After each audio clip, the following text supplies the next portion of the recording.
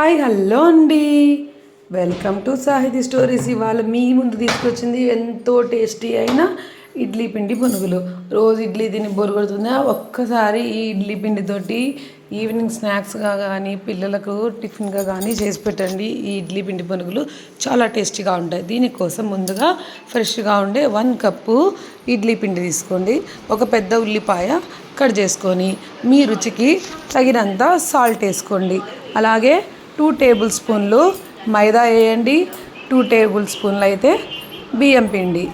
ఈ మైదా వేసుకోవడం వల్ల మెత్తదనం వస్తుంది, బియ్యం పిండి వేసుకోవడం వల్ల క్రిస్పీగా వస్తుంది.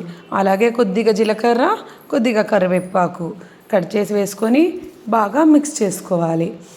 స్మూత్గా మిక్స్ చేసుకున్న తర్వాత మనకు కొద్దిగా గట్టిగా ఎదిగిన కొద్దిగా వాటర్ వేసుకోవచ్చు, లేదా సరిపోయింది అంటే అలా ఉండవచ్చు.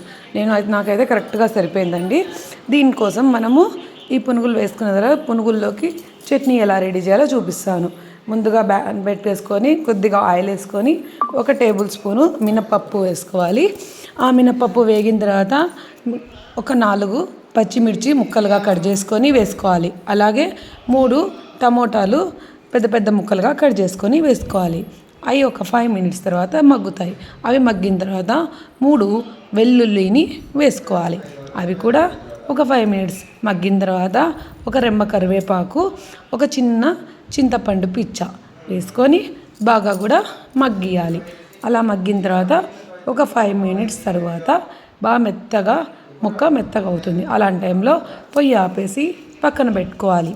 ఈ మిశ్రమం మొత్తం చల్లారిన తర్వాత మిక్సీ జార్ తీసుకొని ఈ మొత్తం మిశ్రమము ఉప్పు వేసుకొని బ్లైండ్గా మిక్సీ ఇవ్వాలి, కోర్స్గా మిక్సీ ఇవ్వాలి. చూడండి, టేస్టీగా పచ్చడి అయితే రెడీ అయిపోయింది.